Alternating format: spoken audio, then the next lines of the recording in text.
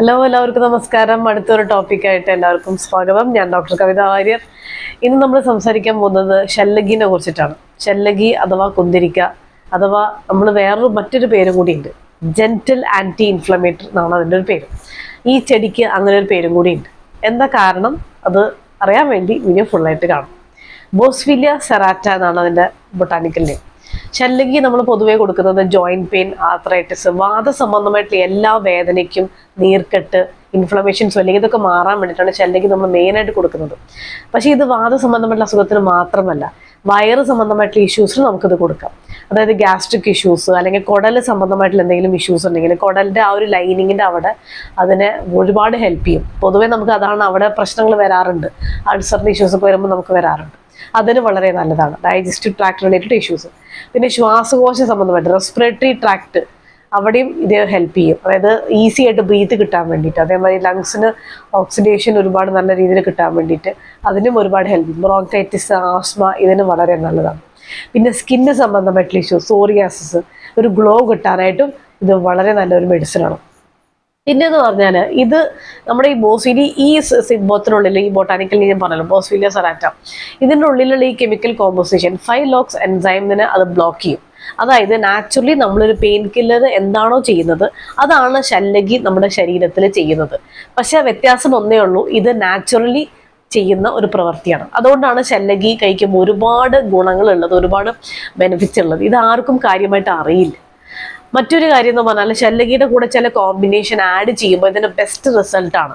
ഇതിൻ്റെ കൂടെ നമ്മൾ പാലോ നെയ്യോ കഴിക്കുമ്പോൾ നല്ല റിസൾട്ടാണ്. അല്ലെങ്കിൽ മഞ്ഞൾ, അല്ലെങ്കിൽ അശ്വഗന്ധ ക്യാപ്സ്യൂൾസ്, അല്ലെങ്കിൽ അശ്വഗന്ധ പൗഡർ, ഇത് കഴിക്കുമ്പോൾ കുറച്ചുകൂടി ബെസ്റ്റ് റിസൾട്ട് ആയിരിക്കും. നമുക്ക് ജോയിൻറ്റ് പെയിൻ ആണെങ്കിലും വാതരക്തമാണെങ്കിലും ഇനി ആങ്കലോസിംഗ് സ്പോണ്ടിലോട്ടിസ് ആണെങ്കിലും അല്ലെങ്കിൽ ജോയിൻറ്റ് പെയിൻ ഉണ്ട്, ഭയങ്കര ഇൻഫ്ലമേഷൻ ഉണ്ട്, നമുക്ക് കഴുത്തിൽ അവിടെയൊക്കെ പെയിൻ ഉണ്ടെന്നുണ്ടെങ്കിൽ അപ്പോഴും നല്ല റിസൾട്ട് കിട്ടണമെന്നുണ്ടെങ്കിൽ ചില മെഡിസിൻസിന് കൂടെ കോമ്പിനേഷൻ നല്ലതായിരിക്കണം.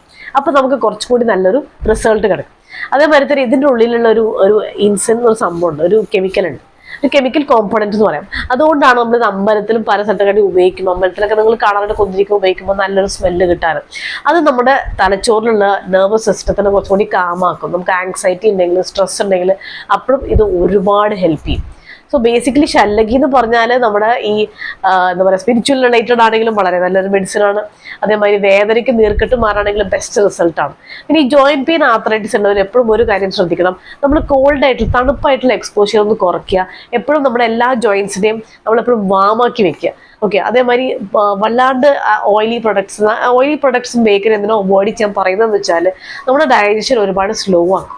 അതുകൊണ്ടാണ് അത് അവോയ്ഡ് ചെയ്യണം, അത് മാറ്റി വെക്കണം എന്ന് നമ്മൾ പറയുന്നത്, സജസ്റ്റ് ചെയ്യുന്നത്.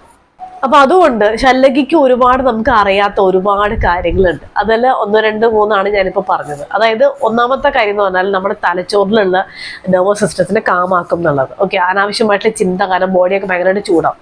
അപ്പൊ ഇത് ഒരുപാട് ഹെൽപ്പ് ചെയ്യും. അടുത്തെന്ന് പറഞ്ഞാൽ വാത കഫ സംബന്ധമായിട്ട് എല്ലാ ഇഷ്യൂസിനും ഇത് ഒരുപാട് ഹെൽപ്പ് ചെയ്യും. ഈ നമുക്ക് മൈഗ്രെയിൻ ഉണ്ടെങ്കിൽ, തലവേദന ഉണ്ടെങ്കിൽ, തല സംബന്ധമായിട്ട് ചിലർക്ക് തലയ്ക്കൊരു ഹെവിനെസ് വരും, അപ്പോഴും ഷല്ലഗി വളരെ നല്ലതാണ്. ഒരുവിധം മെഡിസിൻസിനൊക്കെ നിങ്ങൾ നോക്കിക്കഴിഞ്ഞാൽ ഷല്ലഗി തന്നെയാണ് അതിലുള്ള മെഡിസിൻ. ആ മെഡിസിൻ ഇപ്പോൾ ജോയിന്റ് പെയിൻ ആണ്, ആർത്രൈറ്റിസ് ആണ്, അങ്ങനെ എന്തെങ്കിലും ഇഷ്യൂസ് ഉണ്ടെങ്കിൽ ഡെഫിനറ്റ്ലി ആ മരുന്നിൽ ഷല്ലഗി ഉണ്ടായിരിക്കണം. ഓക്കെ, ഇത് ഭക്ഷണത്തിന് ശേഷം കഴിക്കുന്ന ഒരു ക്യാപ്സ്യൂൾ ആണെങ്കിൽ ഭക്ഷണത്തിന് ശേഷം കഴിക്കുന്ന ഒരു മെഡിസിനാണ്. എന്തുകൊണ്ടാണ് വെച്ചാൽ നമ്മൾ വെറുമായിട്ട് ചില മെഡിസിൻ കഴിച്ചു കഴിഞ്ഞാൽ നമുക്ക് ഗ്യാസ്ട്രിക് ഇഷ്യൂസ് ഉണ്ടാക്കും, ഒരു ഇറിറ്റേഷൻ ഉണ്ടാക്കും. അപ്പോൾ അതുകൊണ്ട് ചില മെഡിസിൻസ് നമ്മൾ ആഫ്റ്റർ ഫുഡ് എന്ന് പറയുന്നത് അതുകൊണ്ടാണ്.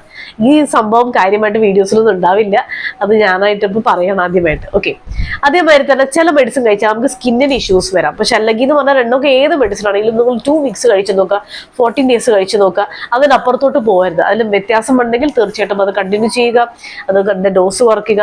വ്യത്യാസമില്ലെങ്കിൽ ആ ഡോക്ടറെ അടുത്ത് പോയിട്ട് വീണ്ടും ഫോളോ അപ്പ് ചെയ്യുക. അപ്പൊ ഷല്ലഗിനെ കുറിച്ച് ഇനിയും എന്തെങ്കിലും ഡീറ്റെയിൽസ് അറിയണം, അല്ലെങ്കിൽ നമുക്ക് കൊറിയറായിട്ട് നമ്മൾ ചെയ്ത് കൊടുക്കും. ഓക്കെ, കൊറിയറായിട്ട് നമുക്ക് മെഡിസിൻ ഒക്കെ എത്തിച്ചു തരാൻ പറ്റും. കൂടുതൽ ഡീറ്റെയിൽസ് ആണെന്നുണ്ടെങ്കിൽ കമന്റ് ബോക്സിൽ കമന്റ് ചെയ്യുക. And have A good day.